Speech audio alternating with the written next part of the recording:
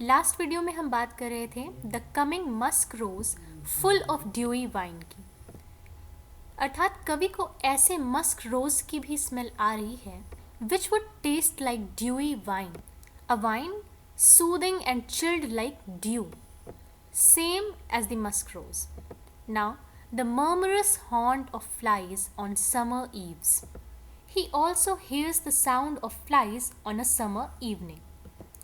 Darkling, I listen. He says that I'm listening the sounds in the dark. And what does it mean to listen to the sounds in the dark? It feels like death might be something like this. And that's why he thinks maybe death wouldn't be so bad. This is the reason why he has always been half in love with easeful death. He has always been in love with easeful death, but half.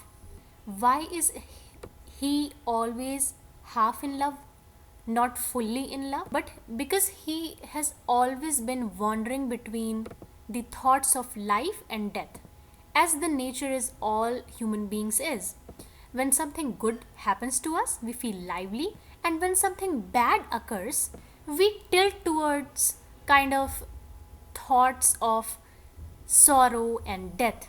So he has always been in love, but in half love with easeful death. Called him soft names in many a mused rhyme.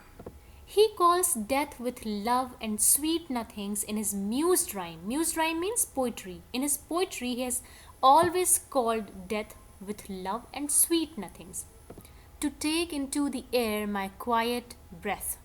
And he wants death to take the air from his lungs and set him free. Now more than ever seems it rich to die. It seems rich to him. It seems better to him to die than living this life. He says that death seems to be full of richness, and I would like to leave the world painlessly, to seize upon the midnight with no pain. I would like to leave the world painlessly in the middle of the night, while thou art pouring forth thy soul abroad. Meaning, while listening to birds' soulful song. Thou art मतलब bird की art. Bird की art क्या है? उसका melodious song है. तो उसके melodious song को सुनते हुए वह मिडनाइट में मृत्यु को प्राप्त हो जाना चाहता है.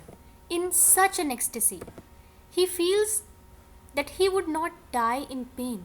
He will die with an ecstasy in his heart. He will die with joy. Still wouldest thou sing, and I have ears in vain.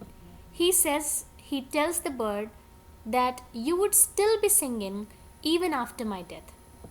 But his ears will be in vain because he will no longer be able to listen to the bird's music because he will be dead.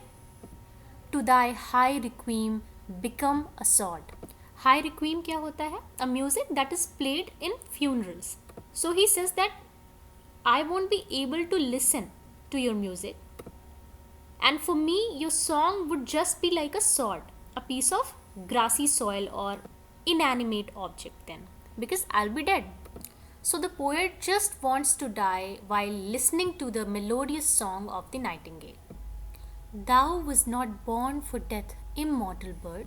तुम मृत्यु के लिए नहीं बनी हो, क्योंकि तुम immortal हो. No hungry generations tread thee down. जब नई जनरेशन संसार में आती हैं तो पुरानी जनरेशन का क्या होता है? वे सभी मर जाती हैं, उन सब का सफाया हो जाता है. तो उसी तरीके से नई जनरेशन्स आने पर पुरानी जनरेशन्स का जैसे सफाया हो जाता है, ऐसा इस बर्ड के साथ नहीं है, अकॉर्डिंग टू द पोएट.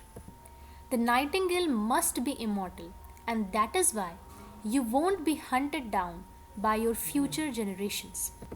ये एक साइकिल ऑफ नेचर है कि हर नई जनरेशन जब आएगी तो उसके साथ ही साथ पुरानी जनरेशन्स का सफाया होता जाएगा, नहीं तो वर्ल्ड पॉपुलेशन बहुत ज़्यादा हो जाएगी. But it is a pessimistic view of conceiving the cycle of life, that younger folks are basically hunting down their own parents and taking their place. As we already understand that the poet is in really a bad mood, that is why he is of this pessimistic view that the younger generations are hunting down the older